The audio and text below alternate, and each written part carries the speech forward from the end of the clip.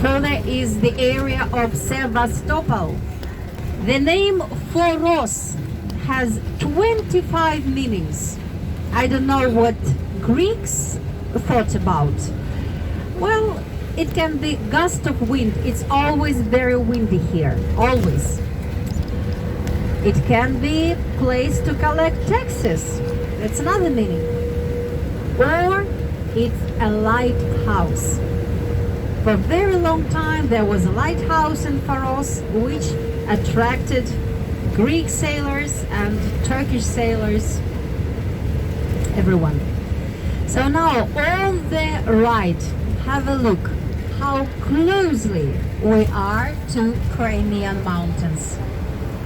Former coral reef, limestone mountains.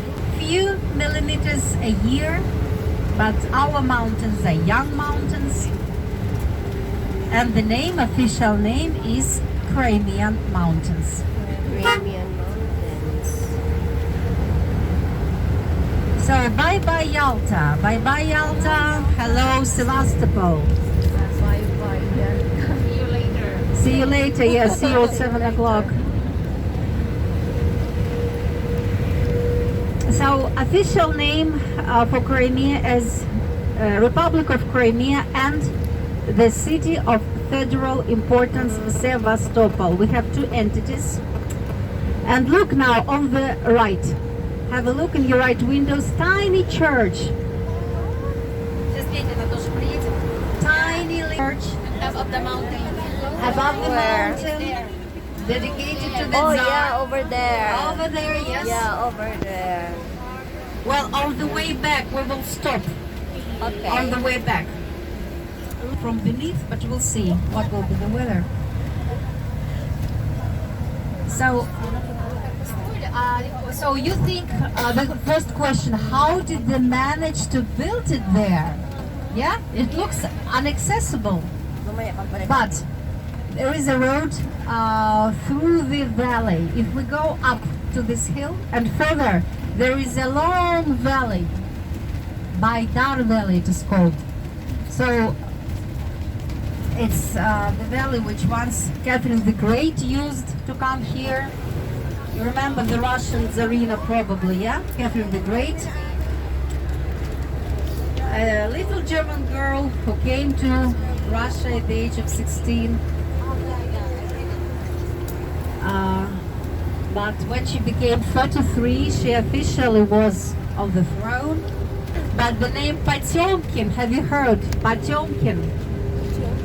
Her favorite man who was in charge of developing Crimea. So today we'll see their busts, Catherine the Great and Potemkin, when we enter Sevastopol. And right now, dear friends, we are above very important place in Soviet Union, Dacha Foros. So on the left, if you can see the red roof, or like it's not red, it's orange maybe. A bit further you will see just glimpses. There are two houses with two bright roofs. This is state dacha, belonged to Gorbachev, and he was seized here in August 1991. At that time it was the argument between Boris Yeltsin, the future leader, and Gorbachev. So this is the end of his reign here in 1991. Well, and further is the border. The name bay, it's a beautiful bay here. We will see it a bit further, called Laspi Bay. A lot of films were made here. And by the way, now we are in the most southern point of Russia. Most southern point of European part of Russia. You know, Russia has like Asian part and European part, yes? So from here, the distance to Turkey is the shortest by the sea. Only 230 kilometers straight. The name of this area is Sarich. Cape Sarich, Miss Sarich in Russian. So our kids at schools study geography, and all kids, wherever they live, know this place because this is the most southern point of the Russian Federation. Well,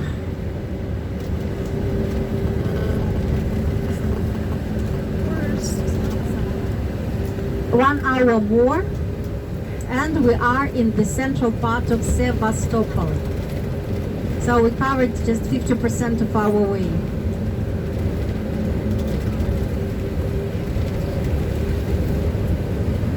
Let me tell you a few words about Sevastopol.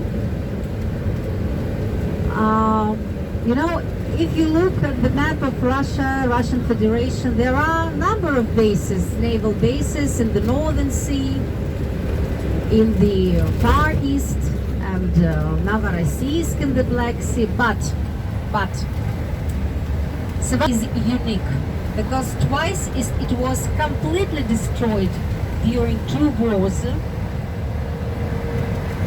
Because first in 1850s, 1853-56, it was so-called Crimean War, when Russia fought against Britain, France, Sardinia, and Turkey. And the fight was who will get Sevastopol, because it's a very important strategic place. And always they say, who possesses Sevastopol, he possesses the Black Sea. It's a very important strategic place. So it was completely destroyed after the Crimean War, and for Russia it was a real disgrace because Russia lost in this war. It lost Sevastopol, it lost Crimea, and when peace treaty was signed in France, Sevastopol and Crimea were exchanged for Turkish territory. And second time, Sevastopol was 90% destroyed during World War II, because Sevastopol was heavily bombarded, and Germans stayed here till 1944, from 42 till 44. And Hitler, you know, for Hitler, the target was the Caucasus, not Crimea. Crimea was a bridge, but target was Caucasus, where the oil deposits were. And originally Hitler didn't think Sevastopol would be something difficult for him. You know, they crushed half of Europe quickly, but when they reached Crimea, they took it like 6 months. But they couldn't take Sevastopol for 9 months. 9 months, at that time, pretty strong German army couldn't break through. And today we will see places dedicated to the siege of Sevastopol. First siege, which is Crimean War, and second siege, which is World War II. Second important fact about Sevastopol, it was always a naval base.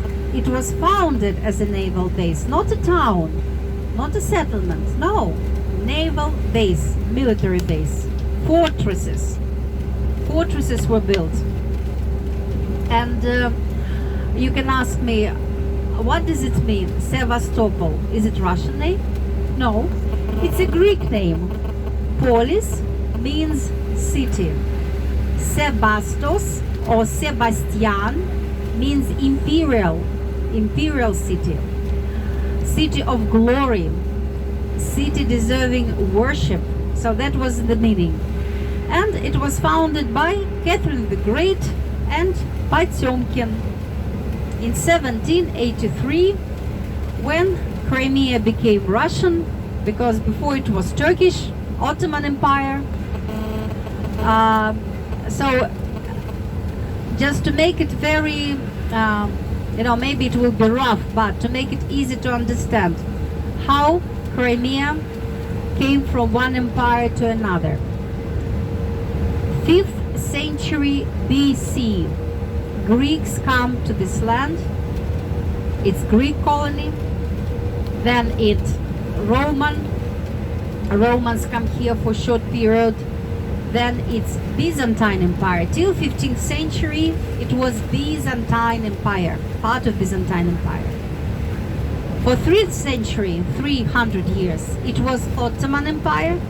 And then for the last 230 years, it was Russian Empire, Soviet Union, then all Ukraine and Russian Federation. So 5 empires. Crimea is the trace of 5 empires. If you go to central Crimea, also you will see here Bakhchisarai, which was the capital of Crimean Khanate, which also existed for more than 300 years. So as I told you, it's pretty multinational. Okay, so Sevastopol is the largest city in terms of population. You remember that Crimea has the population of 2 million people, and 1 million lives in 2 cities, Sevastopol and Simferopol, 500,000 each.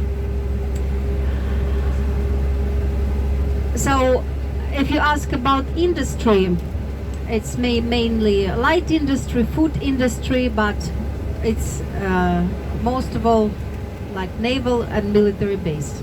A lot of military people stay here, and there are a number of airports, military airports around Sevastopol as well. So for this reason, back in Soviet days, Sevastopol was closed to foreigners. It was closed even for other people from the Soviet Union. In order to get into Sevastopol and Balaklava, we needed permission. We needed a special pass. There were checkpoints around the city, 7 checkpoints. So if people were lucky, they could get through. But 1991, no more secrets. In 1996, Sevastopol was officially open, and it became its development as tourist destination. You can ask me why tourists are coming here if it's a naval base. Easy. Those who are interested in military history, those who are interested in battlefield tours, wineries, they all come to Sevastopol and Balaklava. And of course, archaeological site. Today we'll visit Chersonesus, which is in the list of 100 most important archaeological sites in the world, according to UNESCO list. Row the 600. So every English child knows this poem about the English infantry, charge of the Light Brigade, which goes back to the Crimean War, 1854.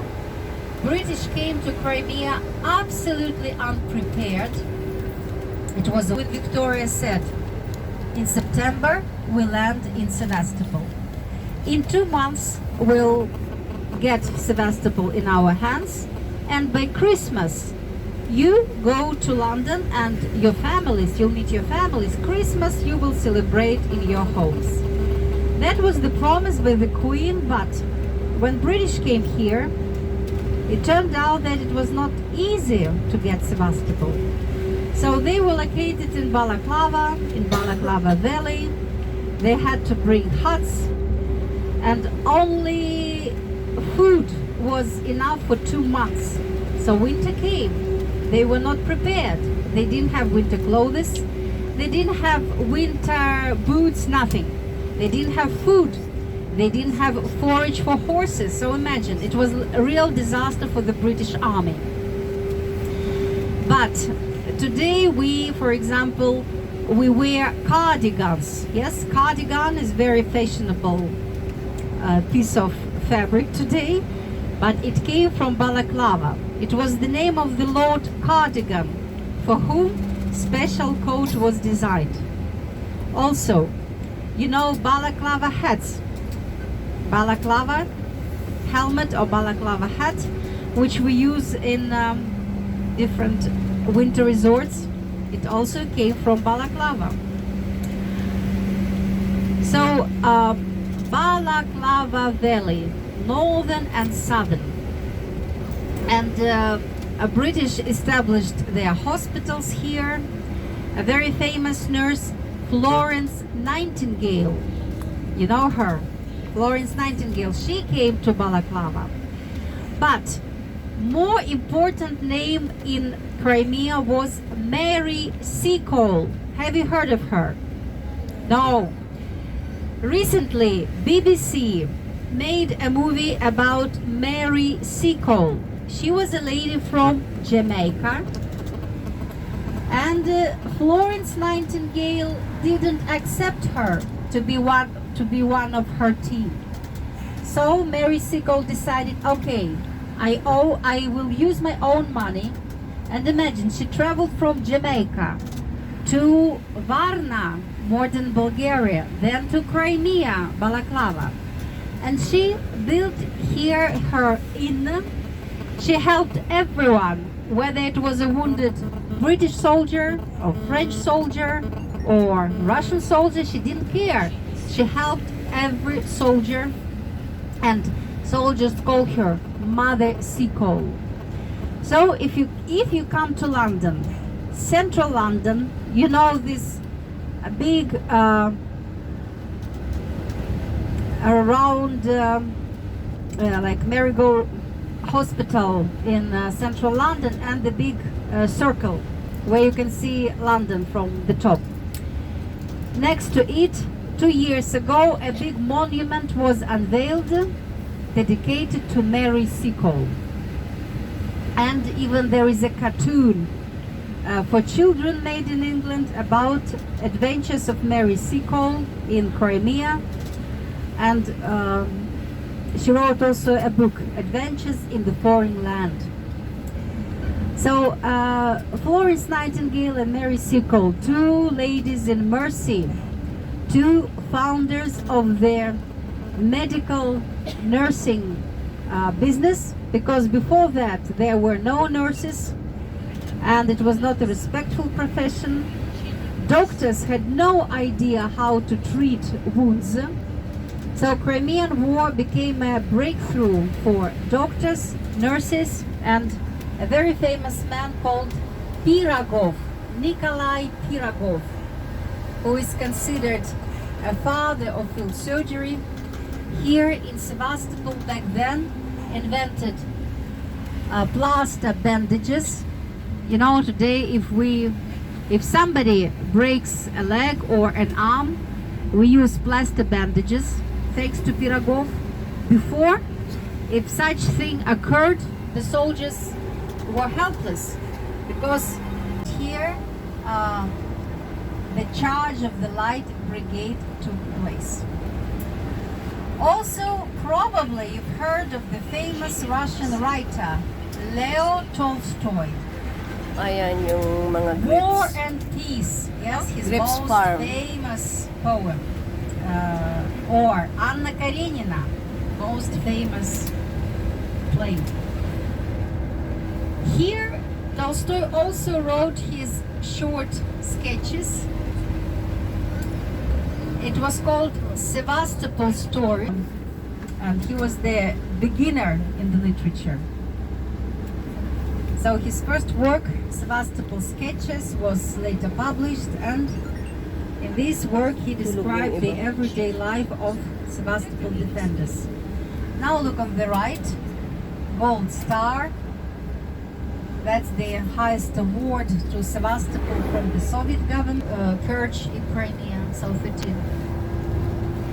So there are 2,000 monuments in Sevastopol area all over the place. Have good sparkling wine and dry wine from Zolotaya Balka is the name of the winery, Golden Ravine. So later we'll enter Balaclava itself. The harbor is on the left. Ahead of us you can see, actually it's not a mountain, it's a flat range, very flat. You can see it from the left to the right. Sapon means, but for many visitors, for many people, the liberation of Sevastopol started from Sapun mountain. And if it took almost 9 months for Germans to break through Sevastopol and to get Sevastopol into their hands,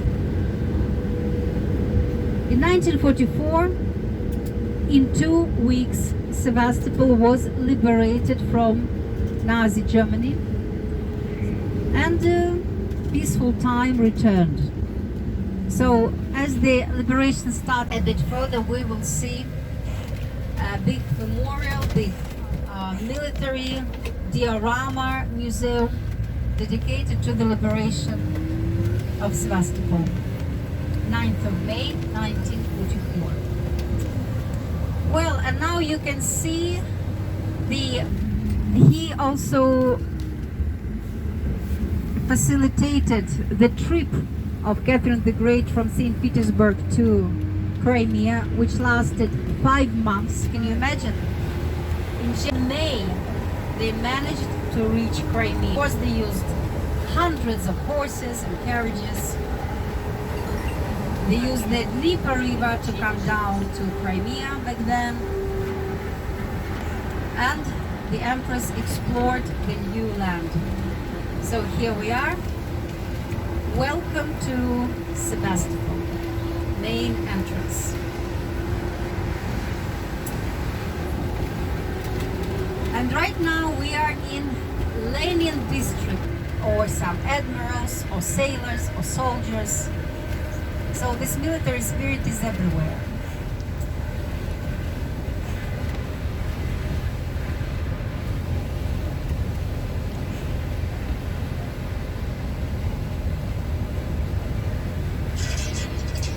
Sevastopol has its own anthem, its own flag.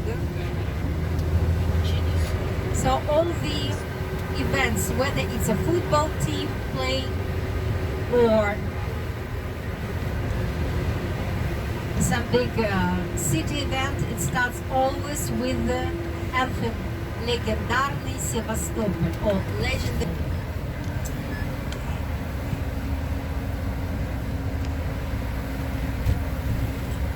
And on the anthem you will see a star and the monument to the scuttled ships. So right now we are driving to the central part of Sevastopol, Nahimov Square, where we will walk a bit, and then we will take boats to have a look at the harbors. You can see that it's not like Yalta. There are no high mountains, just a bit hilly.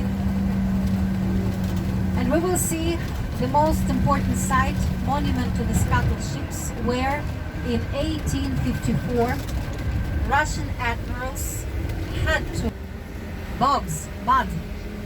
The bogs were dry, and here you can see harbor with some ships and yachts. You can see the yachts which belong to the admirals and heads of the Gazprom companies. All Sevastopol is built of limestone. You see, limestone is everywhere. It's a good construction material. It's very light. So whether it was Soviet days or imperial days, doesn't matter. Always they built buildings from limestone blocks.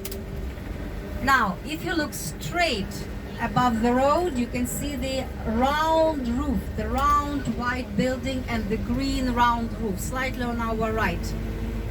This is famous Panorama Museum, where you can find a big, really big canvas painting, 100 meters long, dedicated to one day from the Crimean War. Well, and if we would come to Sevastopol 100 years ago, when the Tsar visited Sevastopol, right here we could see imperial train which came from St. Petersburg, and there was a yacht waiting here. So the Tsar changed the train for his yacht and moved further by the sea to Yalta to his Levadia palace. But these times are long gone. Today railway connects Sevastopol and Moscow, Sevastopol and St. Petersburg. So on the right hand side is the railway station. And the train from World War II, also on your right. This is the armored train called Zheleznyakov. Bus station. So as you see, this is white on the left hand side. But if you go inside, you will see tunnels which go deep inside the hill. You see?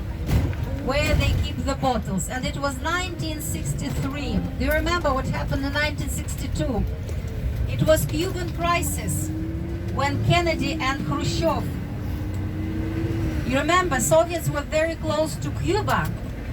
And America was full of war, thanks God. Then the winery was established here because military guys did look.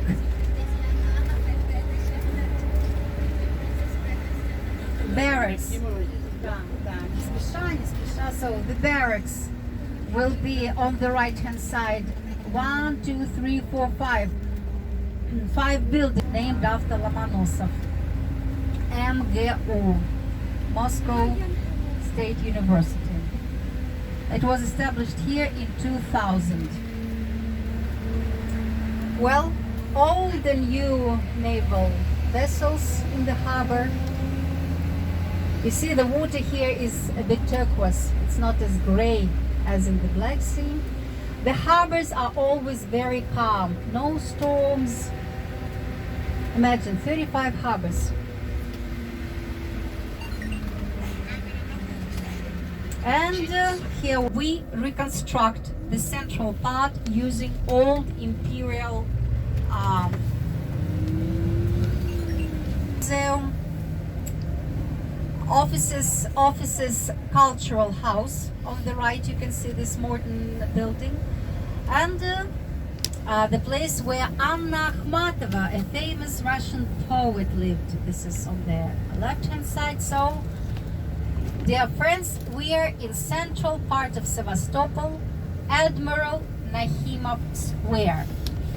On your left, you can see these golden stars all over the place. These are names of the hero cities of the USSR. Now, we're leaving here the bus. We will walk. You'll take a lot of pictures. Then we'll take the boat ride. You'll have some free time and back to the bus. So this is our program for the next hour. Сейчас мы будем